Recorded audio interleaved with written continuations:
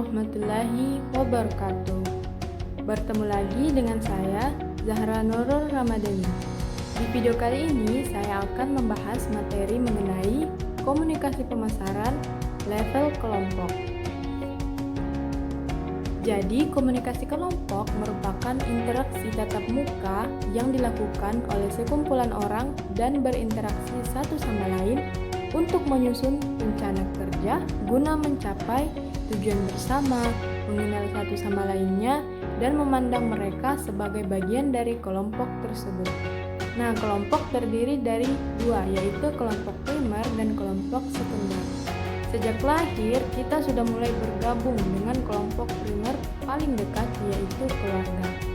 Seiring perkembangan usia dan kemampuan intelektual kita, maka kita masuk dan terlibat dalam kelompok sekunder seperti sekolah, lembaga agama, tempat bekerja, dan lembaga lainnya sesuai dengan minat dan ketertarikan kita. Karakteristik kelompok sosial yang pertama, adanya maksud dan tujuan bersama. Misalnya saja, tujuan dari komunikasi kelompok yang dilakukan oleh beberapa mahasiswa tentunya akan berkaitan dengan kegiatan yang berada di dalam kampus. Jadi mereka berkegiatan secara berkelompok. Kemudian karakteristik yang kedua yaitu jumlah partisipan minimal 3 orang. Kelompok dengan jumlah 3 orang ini masuk kategori kelompok kecil. Selebihnya bisa masuk kategori yang sedang ataupun kategori kelompok yang besar. Kemudian karakteristik kelompok yang ketiga ada norma dan peran.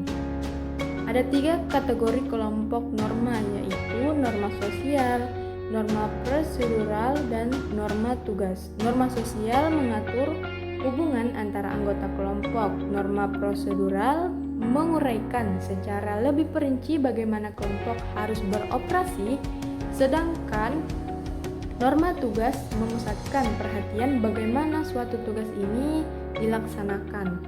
Peran juga dibagi 3, yaitu peran aktif, peran partisipatif, dan juga peran pasif. Karakteristik yang keempat yaitu mengetahui tugas masing-masing kelompok. Ada individu yang berperan sebagai inisiator atau start. Biasanya individu ini yang paling antusias. Kemudian ada individu yang berperan sebagai penghubung atau guide. Individu ini biasanya yang tidak suka atau yang tidak berani memimpin dan lebih senang kegiatan yang berada di luar. Kemudian yang terakhir ada individu pemencil atau isolate. Cenderung lebih senang diam, mengarahkan keputusan kepada anggota lain dan menjalani aktivitas kelompok ala kadarnya. Karakteristik kelompok yang kelima ini saling mempengaruhi antar masing-masing kelompoknya. Selanjutnya, mencermati karakteristik kelompok untuk kepentingan bisnis atau pemasaran. Cara mendapatkan ide bisnis memang tidak mudah. Bahkan, orang yang sudah belajar ide bisnis dari berbagai buku belum tentu mampu memanfaatkan ilmunya untuk menemukan ide bisnis. Ide justru acap kali datang dari sebuah pertemanan. Orang seringkali dapat meneropong potensi yang kita miliki karena mereka bisa lebih objektif dalam melihat sesuatu. Sementara seseorang kerap tidak bisa menilai diri sendiri karena banyak hal seperti misalnya perasaan tidak percaya diri, perasaan pesimis, egoisme, dan seterusnya. Contohnya saja, seorang ibu rumah tangga yang sukses membuat es buah. Ia coba tawarkan es buahnya ini melalui jaringan WhatsApp group. Tanpa diduga, responnya sangat luar biasa.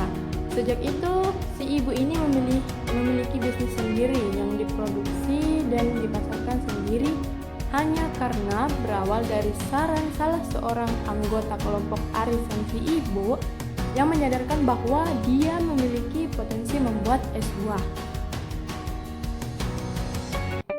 Selanjutnya, prinsip komunikasi pemasaran level kelompok ada 5. Yang pertama yaitu Setiap kelompok terdiri dari individu-individu yang diikat oleh kesamaan-kesamaan tertentu seperti kesamaan nilai dan kesamaan tujuan serta kesamaan nasib.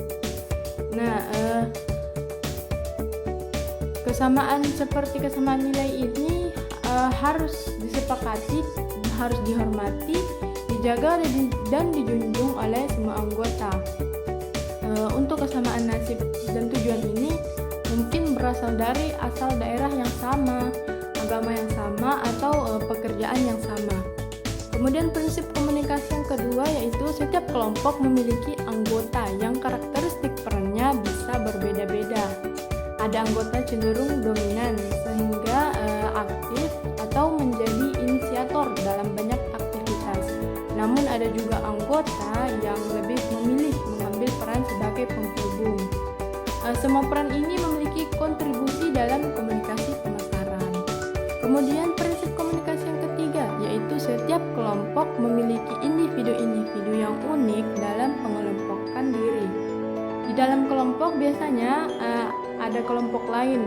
Hal ini itu karena berbagai alasan, misalnya saja karena kesamaan dalam selera, kesamaan dalam dukungan ide, dan sebagainya.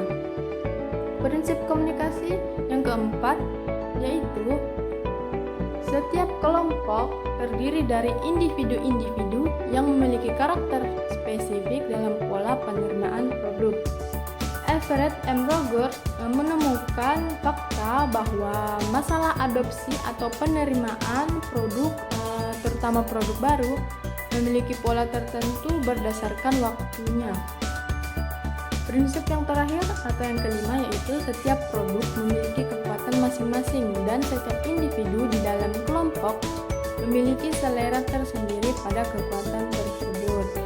Kekuatan produk ini mengikuti konsep Philip Kotler menjadi 4P atau disingkat menjadi 4P yaitu produk, price, place, dan promotion.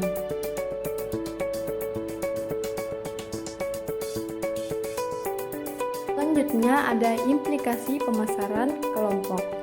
Dalam kelompok terdapat nilai-nilai, maka pemasaran sesuatu cenderung efektif apabila menyesuaikan diri dengan nilai-nilai dalam kelompok. Namun dalam pemasaran acap kali hanya menginginkan adanya keuntungan tanpa mengindahkan dampak yang ditimbulkan. Adanya implikasi negatif yang ditimbulkan manakala produk yang dipasarkan itu memiliki efek yang destruktif atau bersifat merusak. Misalnya saja seperti menjual minuman keras. Nah, sekian dulu pembahasan kita mengenai komunikasi pemasaran level kelompok. Semoga bermanfaat.